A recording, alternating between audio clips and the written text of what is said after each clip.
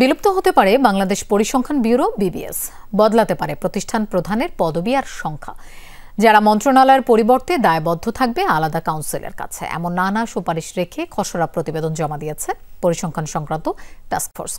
কমিটির প্রধান জানান, বিবিএস এর নতুন নাম হতে পারে স্ট্যাটিস্টিক্স বাংলাদেশ। তবে এটি স্বাধীন কমিশন হবে কিনা সে সিদ্ধান্ত সরকারের। বাংলাদেশ পরিসংখ্যান ব্যুরো বিবিএস এর পরিসংখ্যান মানেই বিতর্ক। লোকে বলে সংস্থাটির তথ্যের সাথে নাকি বাস্তবতার মিল নেই। মূল্যস্ফীতি আর জিডিপির প্রবৃদ্ধি নিয়ে বিতর্ক সবচেয়ে বেশি। অনেক পরিসংখ্যান মিলে না অন্যান্য দপ্তরের সাথেও। তারপরও জনসংখ্যা, কৃষি, শ্রমবাজার, দারিদ্র্য, মাথাপিছু আয়সহ নানা তথ্য উপাত্ত সংগ্রহে গবেষণা আর জরিপ করে যাচ্ছে প্রতিষ্ঠানটি। তথ্য বা উপাত্তের জন্য সরকারের অফিসিয়াল সোর্সও এই বিবিএস, যা পরিকল্পনা মন্ত্রণালয়ের আওতাধীন।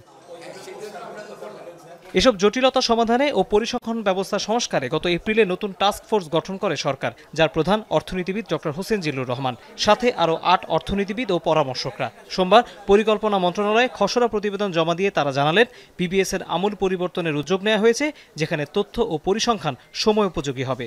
প্রতিষ্ঠান প্রধানের কিভাবে